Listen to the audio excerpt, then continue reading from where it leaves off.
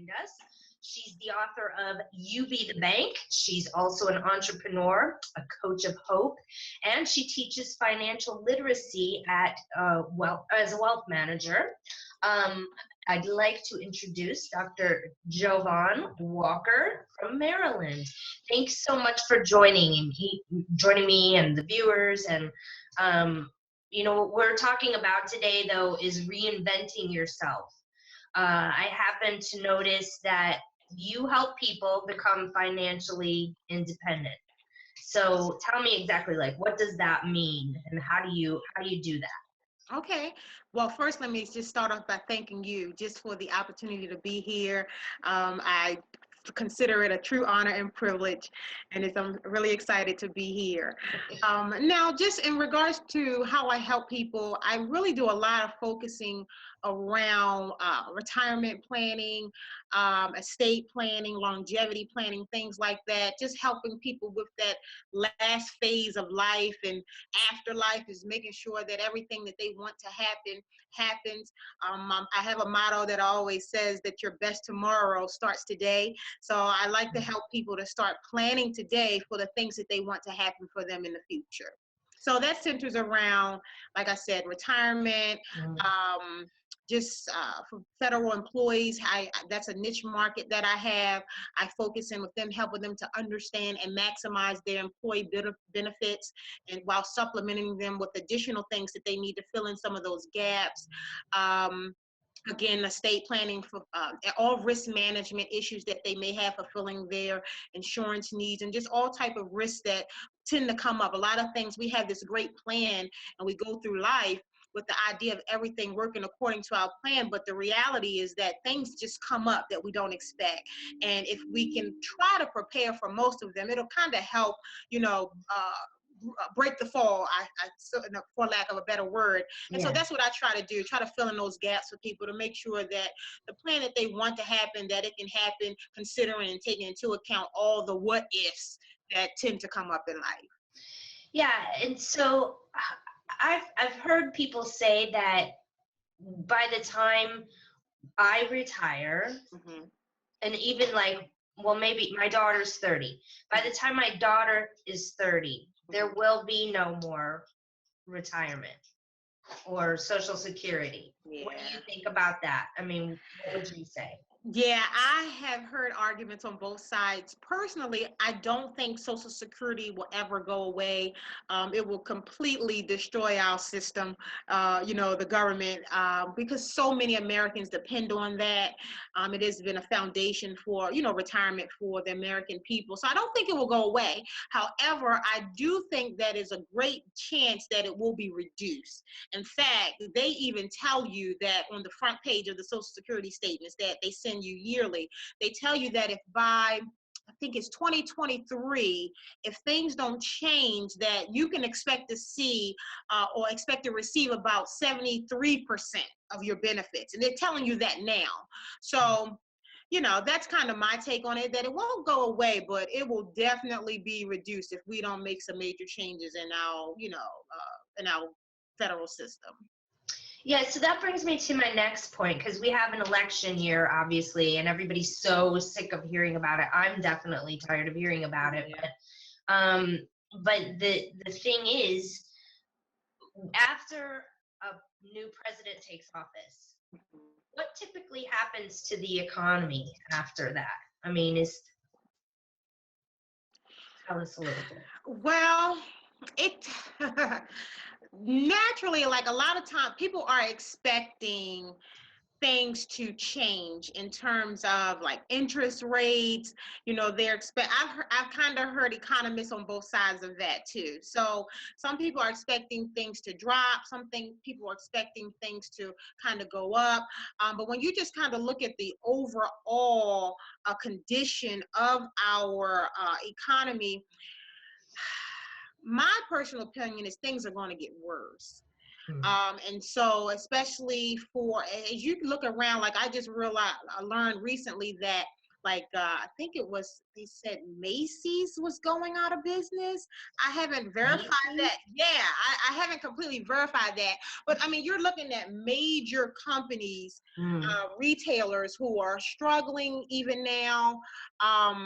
The market is, has reached that, at that top of that curve. So, it's just like this, it's a cycle. So everything happens in a cycle. So it just depends on where we are. And I kind of feel like we're getting ready we're coming up on another crash just because of the timeline and the secular movement that we've experienced, over decades and decades. So that's just as far as, how the presidential election and all of that is going to affect it. I don't really think that has that much of an impact on it, because just where we are timing wise, I think we're just coming up on that. No matter who gets in office, I think we're just coming up on that time where, they kind of bottoms out, and then we kind of take the next 7 years and we come back up again. And so we're at like that 7-year peak where, so that's just my opinion on it. I'm not an economist or anything like that. So, Yeah, I'm definitely scared. But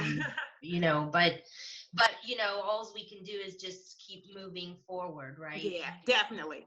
And take matters and take your future in your own hands. We can't depend on what, Hillary or Trump or whoever is going to get it, what they're saying they're going to do, because at the end of the day, we are responsible for our futures. And so we kind of have to take some initiative, get some other sources of income streams in place that aren't dependent on the government, or a job, or, you kind of got to get creative and just think outside the box. The traditional status quo strategies and ideas that we've been taught for so long, they're just not working.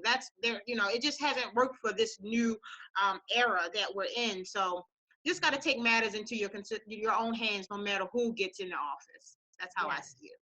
Well, and I also noticed that you had invested in real estate at a very young age, at the age of 20, which a lot of our millennials are doing nowadays, which I think is great. Absolutely.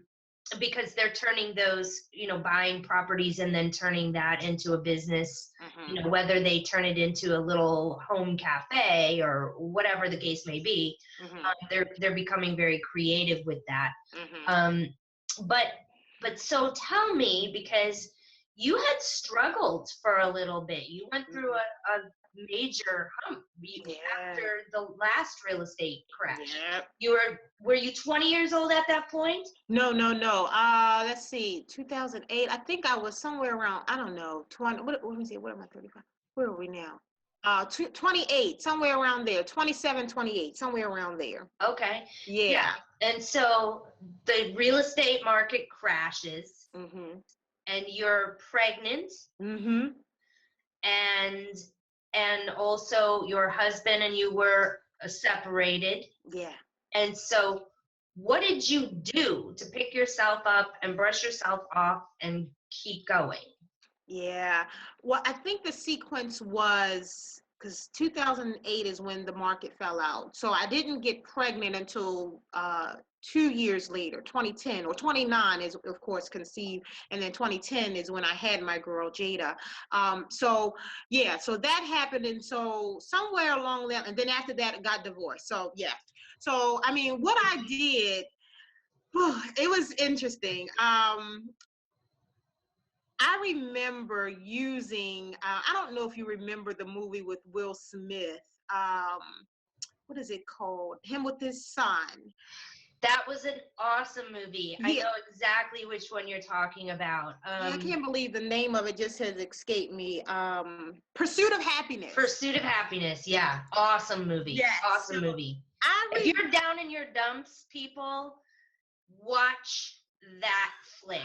Absolutely. It was very hard for me to watch. Did you find it hard to watch? Because if you've come from a place where you were really broke at one time, and you're down and out on your luck, that movie will inspire you.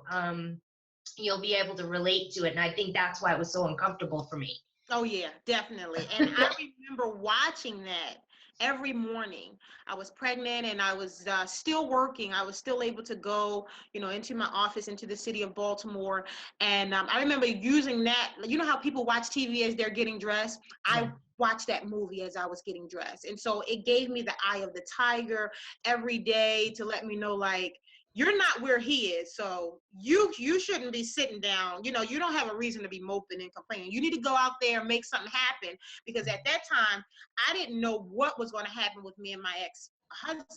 I just knew that the worst case scenario, I needed to get up and make something happen, because I was going to have another person depending on me in a few months. Yeah. And so what I did, I took the approach of, I'm not sure if you're familiar with a lady named Juanita Bynum, prophetess Juanita Bynum. And she came to Baltimore several years ago, and she told her story. And she talked about how she chose, when she was going through things with her husband at that time, she chose to cry later and pursue what she needed to do. So I adopted this mantra of, let me cry later.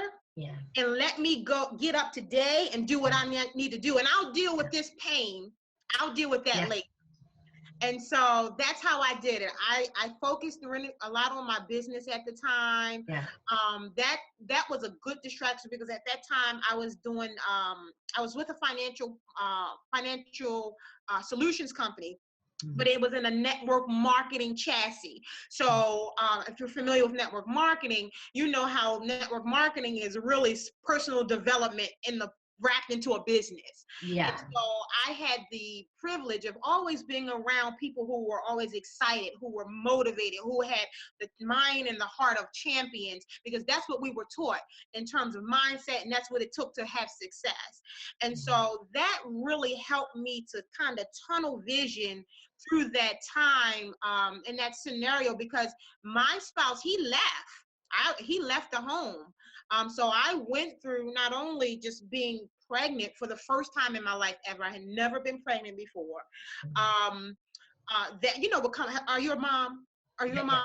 Okay, so you know what comes with all the emotions of being pregnant. So I was by myself with that. And then, of course, with all the bills, the financial responsibilities that, came. So it really helped me not to focus on that, but to really focus on, okay, whatever the goal was at the time. And of course, it was just probably just to, hit a certain income level or save up some money and, all of those things. So, and then on top of that, you got the market that just pulled out. So what I had, well, at that point, it was about 2 years ago. So I was already like, in a rebuilding state. All of my savings and all of that was pretty much depleted by that time. So everything was pretty much depleted.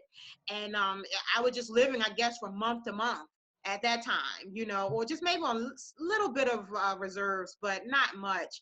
So for me, it was just like, survive. You got to survive. You got to get through this, not just for you anymore, but for your daughter. So nothing but God, prayer. Yeah. Prayer got me through that.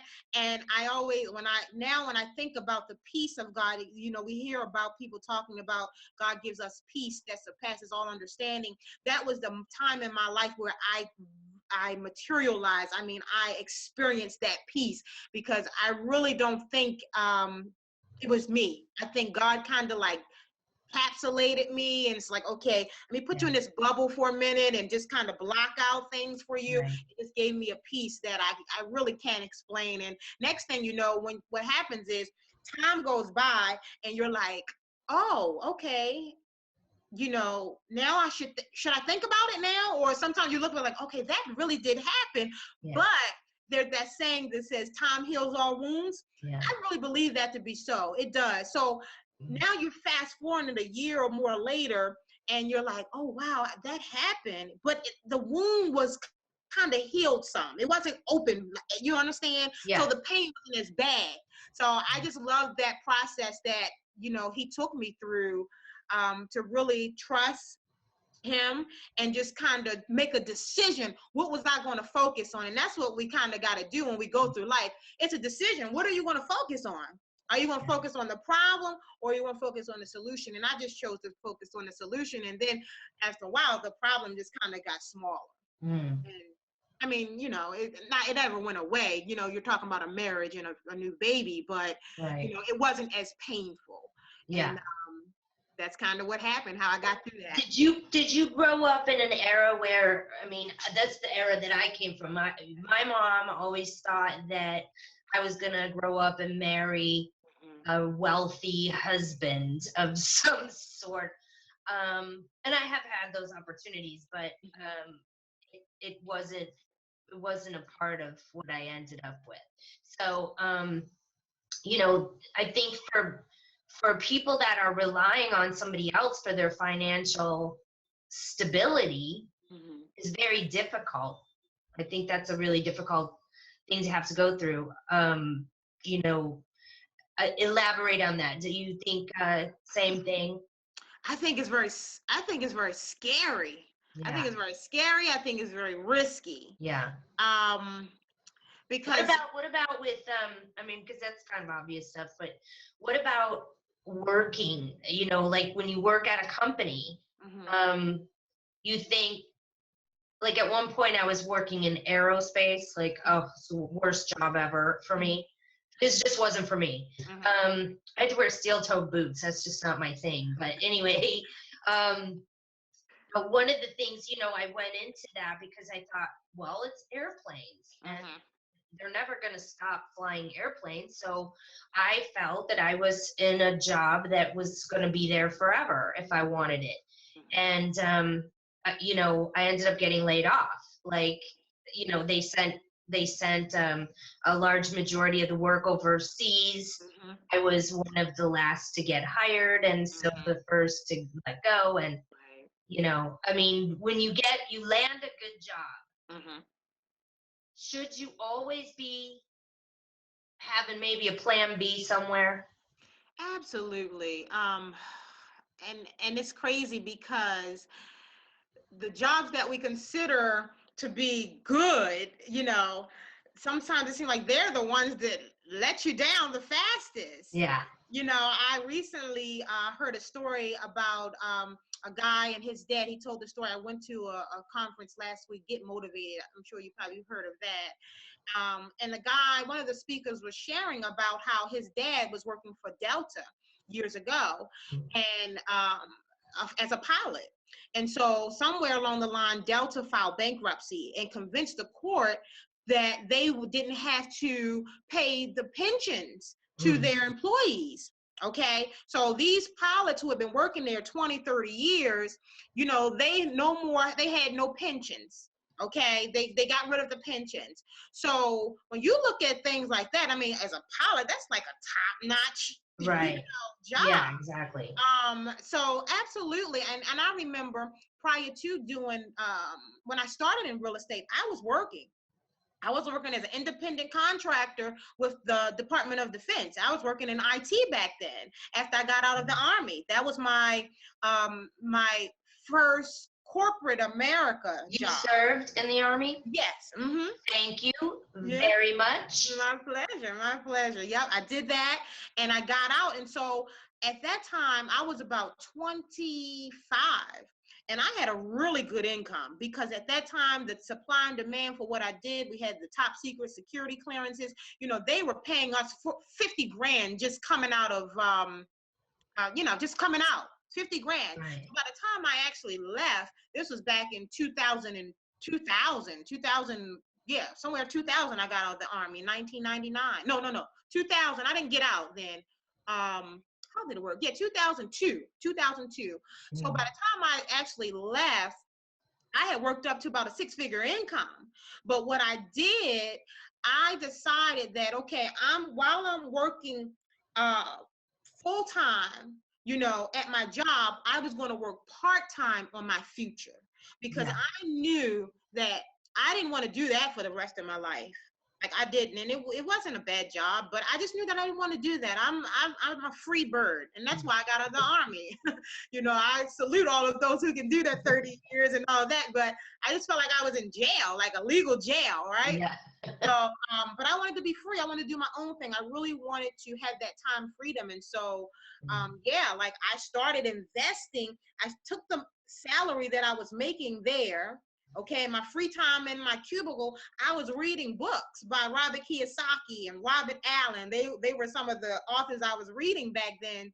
And I took that money and, you know, that good credit that I had, and I started buying real estate because I'm like, listen, I know, you know, and I was a contractor. And so listen to what happened to bring back to your point. So as I had set a date for myself to leave corporate America, I had started the network marketing as well. I started the consulting. Well, and so I had that in my mind. I said, well, let me get something else, you know, because I'm getting ready to leave a nice salary. And, you know, although I had a good chunk of money, I probably had about, because I had bought a house or something and sold it, I probably had at least 50, 60 grand just as sitting, right? But I said, let me get my real estate license too, to add to replace that income. So, but towards the end, when I said I was going to leave the job, the contract I was on, it ended. So what happened is, as a contractor, if you're not on the contract, your company can't bill the government. So technically, they can't pay you. They will for a little bit, but after a while, it's just not financial sense as a contractor. I was a subcontractor. Right. So towards the end, that happened, and then I was on overhead, was what they call when you're not billable. So what happened was my father ended up getting sick. And so I told the company that, well, what happened, I wanted to take some time off instead of sitting there on overhead. I said, well, you know, until another contract comes through, I just kind of told them that, but I knew I wasn't coming back. You know, I left, but imagine if I did not have that plan. Yeah. That contract would have ended and they would have had to let me go because they just can't, that's not the business model, you know? Yeah. So it's like making that kind of money, you know, I think we just bought a house, or you know, we had bought a house, but we had built another house, built the house I'm living in right now. Imagine just being cut like that from a nice, decent 6-figure salary. Yeah. Quote unquote good job that you just talked about, right? Right. Yeah. So it's like, you got to be crazy, I say, not to have something, some type of hustle, whatever you want to call it. People call it, you know, hustle or side thing or whatever. And this day, you know, there's a lot of entrepreneurs now. I'm noticing that's like a major trend, especially with the millennials. Yeah. And so they're, you know, becoming these entrepreneurs, but I'm not exactly sure if they're tackling it the same way as the 40 plus crowd is. And so would you say, though, you know, addressing millennials and talking about job security, I believe there's no such thing as job security. Yeah. Never. And that's why it is important to get creative and to keep trying to reinvent yourself, and then also to embrace that you can reinvent yourself. But as far as millennials go and being entrepreneurs, should they be diversifying their talents and having maybe more than one niche that they service? Like, for instance, I'm a writer. I'm also a director and a producer and a social media guru. And I mean, I have a lot of different skill sets that I can fall back on. If one isn't doing so well, I can flip the switch and go to something else. So what would you tell these younger people that are calling themselves entrepreneurs? They're calling them serial entrepreneurs. Serial entrepreneurs, yeah. I like to say, find one area, okay, a focus, and work that area until you perfect it first. And then until it's producing without you, or until you just build a nice experience base, a reputation in that area. Then I think it's good to diversify and kind of branch off. I kind of believe in synergy and congruency. You don't, because I did this early in. You don't want to become the jack of all trades, and what is it? The jack of all trades and the master of none. Yeah, master of none type of thing. You don't want people to look at you like, oh, what are you doing now? You know, you don't want that. Right. So I like to tell people, umbrella, like in your case, you kind of have production. So production kind of incorporates, like you said, right, all of those things that you said, so it's under the same umbrella. So when somebody looks at you, they're not like, oh, what is she doing? Sewing classes today? Like, I mean, she's not you don't want to be all over the place because people won't respect you. So that's kind of how I look at it. I have had every job under the sun, though. I mean, it took me a long time to get to this. At one point, I drove an ice cream truck. Wow. So, I've tried everything, but I sometimes wish that, I mean, there's no mistakes in life. My life is what it is, but I sometimes wish that I would have started what I'm doing now back in my 20s. But, back then the internet didn't even exist. Exactly. But yeah, so. And each of those experiences has created a foundation for you for who you are today. So it's not like, because I kind of feel like I tell people this too. Keep trying different things until you figure out what works. So you went through all of these things and say, okay, this is where I feel good at. So I'm gonna plant my flag here, and that's okay. You have to do that and be okay with that, because sometimes, so it's kind of like, it's kind of like a double-edged sword. You gotta go through to find what it is that you fit. Yeah. But then, the hopes is that you just kind of find where that is fast. You know what I mean? Try to find it fast, and then create, like we said, that umbrella and kind of build from there. And because that's what it took me years, the same thing, so, some of my friends to this day, they're like, I still don't know what you do. My cousin told me that the other day. I'm like, what do you mean you don't know what I'm doing? She's like, you're like Tommy from Martin, I'm like, no, because I don't check a clock. No, what do I help you with? What have I helped you with? And she's like, oh yeah, I'm like, that's what I do, but it's like, you don't really want people to view you as being all over, because after a while it's like, okay, what she's doing now, it's almost, you become immune to people. So that's the advice I would give to the millennial people, and to really build it right from the beginning in terms of your structure, entities. That's not my expertise, but as an experience, certain things you want to have in place. So as your business grows and it progresses, you don't want to have to kind of go back and have to undo a lot of things or fix a lot of things because you didn't have a good foundation in terms of the financial side of it. So we spend a lot of time working in our business, but not on our business. You understand? And so the last thing, after a while, what happens is, I tell entrepreneurs that, you'll get away with certain things for a few years. Then after a while, then that stuff, and when you're ready to really get serious and, start to, bid on contracts or really do certain things, or you need certain certifications and accreditations, you need certain things to be in place, tax returns and, tax IDs, and it's certain corporate structures, your taxes, all of that stuff kind of needs to be done. Take the time, spend a few extra $100 or maybe 1,000 to get that part in line, and then that way you can kind of build it and grow upon that and not have to go back, because I've seen that happen a lot for people as well. Yeah, good points. We're going to switch gears here for just a second and touch base on some culture issues.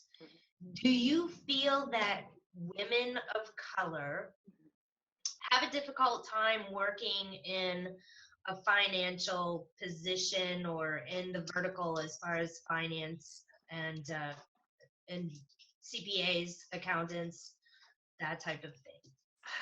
Okay, so this industry is definitely white male dominated, by no question. A lot of the trainings and conferences I go to, there are maybe 5% women there. Only 5%?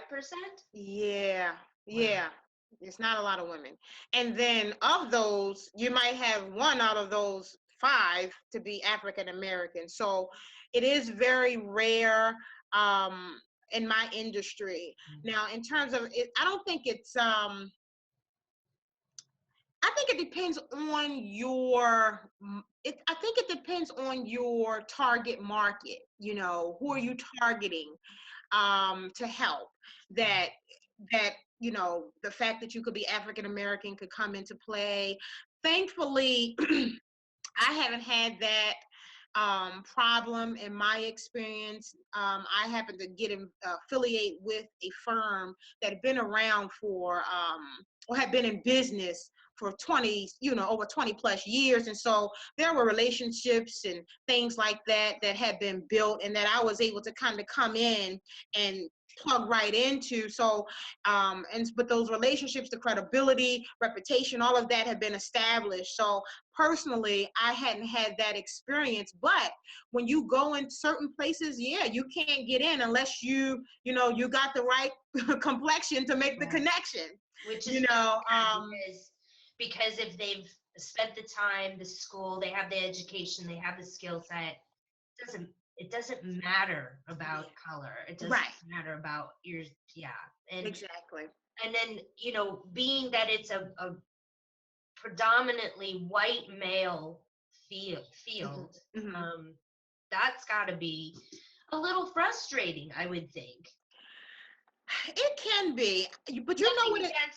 Nothing against my male viewers here. Yeah, of course. You know, because there's some that are amazing. Like I have some awesome people that I work with, you know, who are young male, white, older, who are just awesome.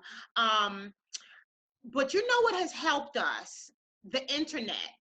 The internet, see, this industry, like the whole internet and social media is not the foundation of this industry. It was not. So now the internet has allowed advisors and consultants to be able to build relationship and connect with people on a personal level so that people are able to move past or get to them, because sometimes you can't even get in certain places or get to certain people because of that barrier. But the internet is allowing people to make direct connections with people, see you for who you are, you know, get a feel for you and connect, because you know that's the beauty. So advisors of this generation or my time frame, I kind of feel like we have an advantage.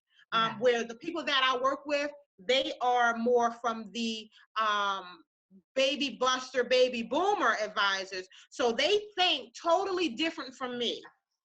Yeah, they're because I'm right on the cuff. I'm right on the line between millennial and baby buster. So I get the best of both worlds. But in terms of connecting and the way I do business, because of the internet, it just makes a lot of those, I don't really see them as hindrances for me. Yeah. But I definitely agree. And I think that the internet has opened up just so many doors for so many different things. Yeah. I mean, nowadays you can work with somebody by, like we're doing right now, you know, working or connecting with each other by way of video conferencing. And, and, you know, you brought up a lot of really good points. This is part of the reason why Ask Eve exists, is to let people know that like I'm trying to build the bridge so that everybody's able to find who they need, and they can know that those services are available to them online. And they don't have to, like, you're in Maryland, I'm in Florida. I can, you know, work with you over, you know, Skype or whatever, whichever way we choose to do it. So I think that's great too, that the internet has helped cultural, you know, making it more culturally aware.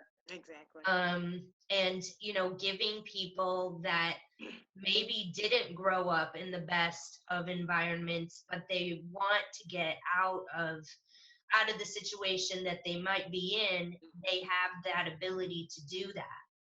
So do you mentor people? I would think that you probably do. I haven't mentored like a lot of people who do what I do, but I do. You know, I guess I've been, since a child, I've always been that one in the circle that like people, they call me grandma. My friends who are girls, they call me grandma. I was raised by my grandparents, my great grandparents actually. So yeah, like, just when people got the real issues, my friends, they talk to me, and then because of the capacity that I do deal with finances, there's always that confidentiality thing there. So they know they're safe with me, whether it's, personal or financial. If it's just regular stuff, they're safe because what I do is it's not going to go anywhere. But on the other hand, yeah, it's like, this God gave me this mind. He gave me a financial mind before even doing any type of formal training.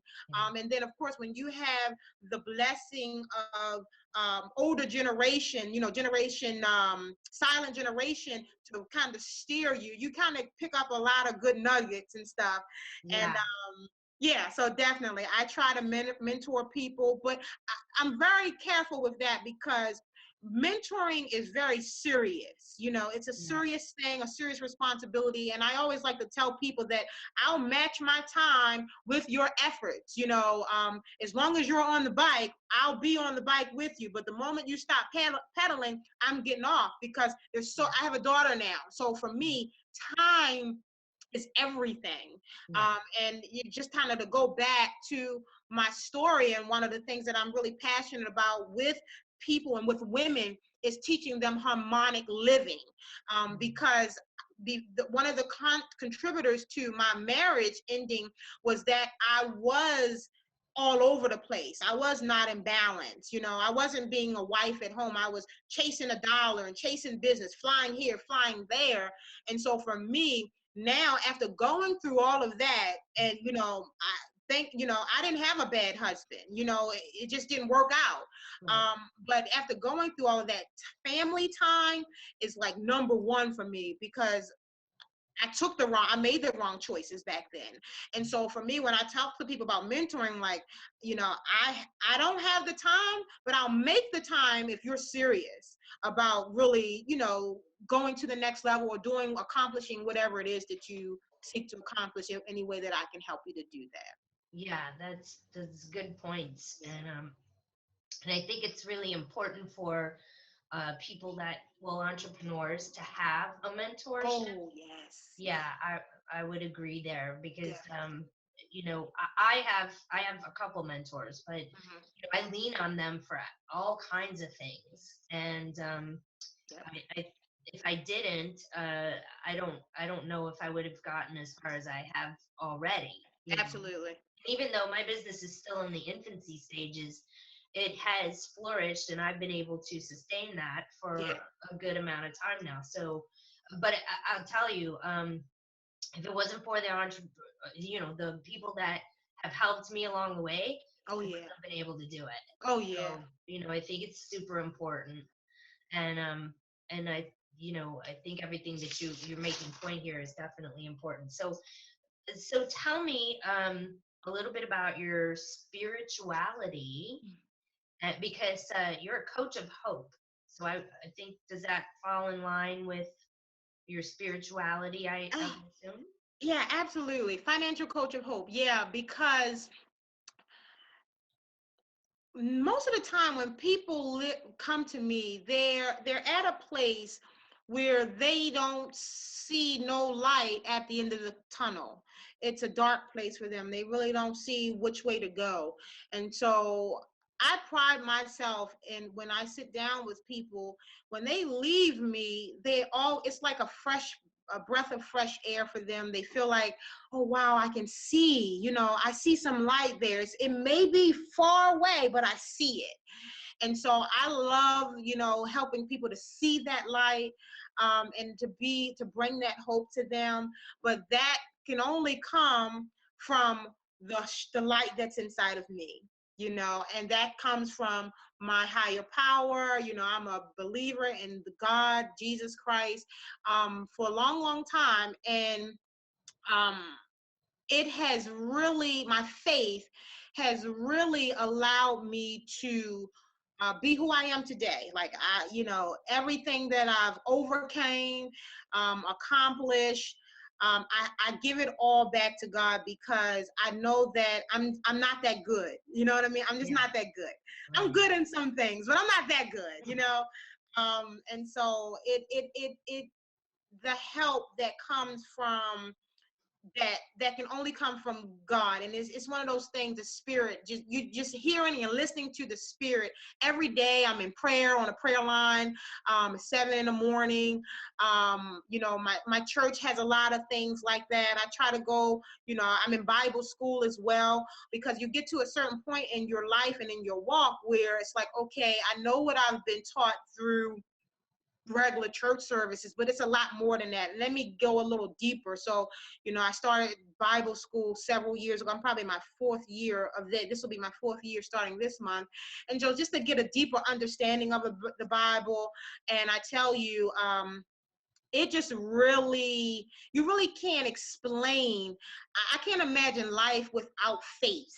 I can't imagine life without faith. Right. Because it's everything, you know, everything. Even when you break it down and you hear people talking about the law of attraction and, you know, all of that is faith. You know, it traces right back to the word of God. And so, you know, it's basic instruction for daily living. So until we can, you know, if we don't get instructions from somewhere, you know, you're just going to be like all over the place. But yeah, my spiritual life is number one. Nothing comes before that. You know, my girl, she's watched me since a baby, you know, pray. She knows, you know, she prays. I've taught her how to, you know, recite scriptures and things like that, because I want to teach her early what you need to get through life. Because as smart as you are, as good as you look, after a while, none of that will matter when certain things hit you in life. And so that's where my faith has definitely been there to keep me going and keep me standing. I think we're going to end it at that point, because this was very awesome. And I just want to say to everybody, thanks for watching Ask Eve. If you'd like more help and would like to work with Dr. Walker, please visit her website at jovanwalker.net, and that's JOVANWALKER.net. Also, I want to give a thanks to the cool dudes and dudettes at zoom.us, and also give out a big shout to everybody that's over at the Conch Shell Cafe in Bell Harbor. Don't forget to catch us on Twitter at Ask Eve Now, and our YouTube channel, which is Ask Eve. And anyways, until next time, I'll see you guys later. Take care. Take care, everybody. Thank you, Eve. Thank you.